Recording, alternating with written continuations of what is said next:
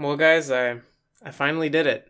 I finally figured out why things are the way they are. You know what I mean. The world is all messed up, right? I mean, you got politicians being dishonest, companies are treating their customers like they're nothing, and everyone's spraying Roundup on everything. Society is falling apart, and unless we turn it around, the future's looking pretty grim. But there's no need to worry because I've finally solved it, okay? I've traced the threads back and figured out where it all went wrong. Luckily, there's still time. It's actually a pretty recent problem, so it's not too late to fix it. I can't be certain, but I'm gonna say it all began around the early 2000s. Right around then, we as a society made a fundamental error that's been eroding us ever since. Now, I want to share with you what I've discovered, but in order for it to make sense, first I need to tell you about something very important that happened way back in human history. This story begins all the way back in the medieval age.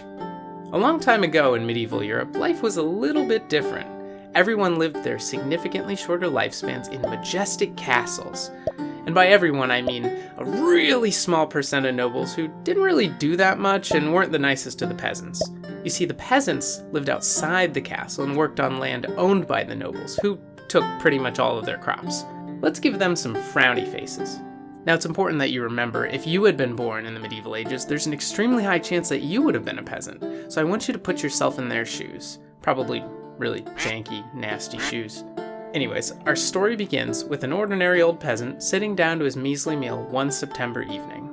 As he ate his bread on that fateful night in his little thatched roof cottage, something extraordinary happened. He looked up. Gosh dang it, Genevieve, if I have to look at this ugly roof one more night, I'm gonna lose it!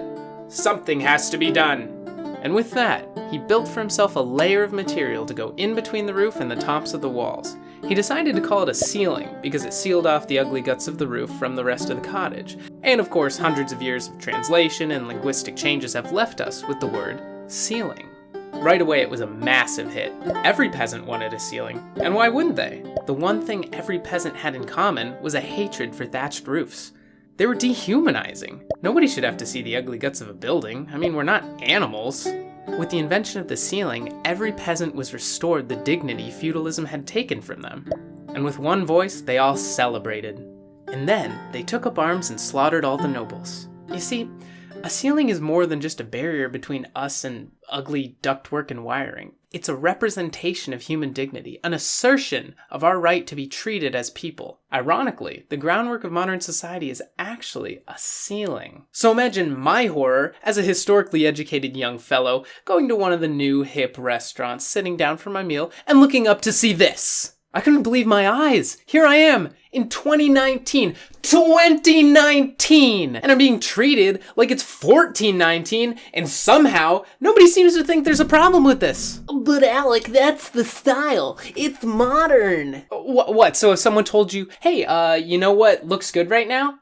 Ugliness. Yeah, and, garbage smells good, and dirt tastes like ice cream. You're telling me you're just gonna believe them? Is that what you're telling me? Yeah, you know what? You're right. Don't even think twice about it. I mean, I'd hate for you to overload your brain neurons with all that free thought. Besides, I mean, trends have never steered us wrong before, because this still looks great, right? And, and don't forget this one. Everyone's doing that. And this guy, still a staple of fashion and culture all over the world. You know why people don't do that anymore?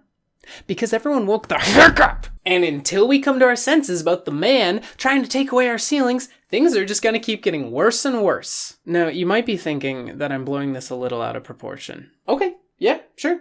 Let's go with that for a minute. And then you can explain to me why everything's falling apart around us. No, seriously, why do you think that politicians can't be trusted and the leadership of countries take advantage of people?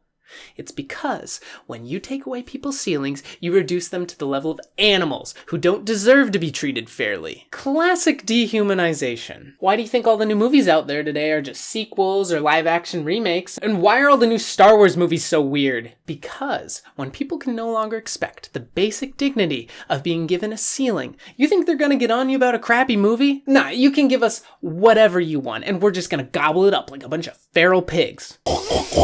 And why don't you explain to me why I look like this?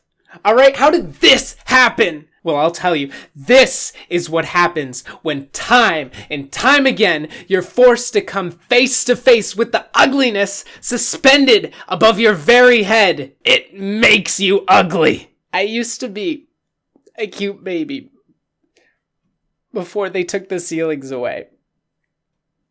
So he was a cute baby! I can't do it anymore, Jeff. I'm done. Okay, I'm done. You're almost done. Just one more line. No, I can't. Does someone need a snack? Does someone want a snack? Yeah. We can't continue to let ourselves be deprived of our basic human rights. It's time to do something. Write a letter to your local representative. Let them know that you want the ceilings back before it's too late. This episode is brought to you by Fresh Time knockoff organic Cheez-It things. Fresh Time. Our logo is a tractor.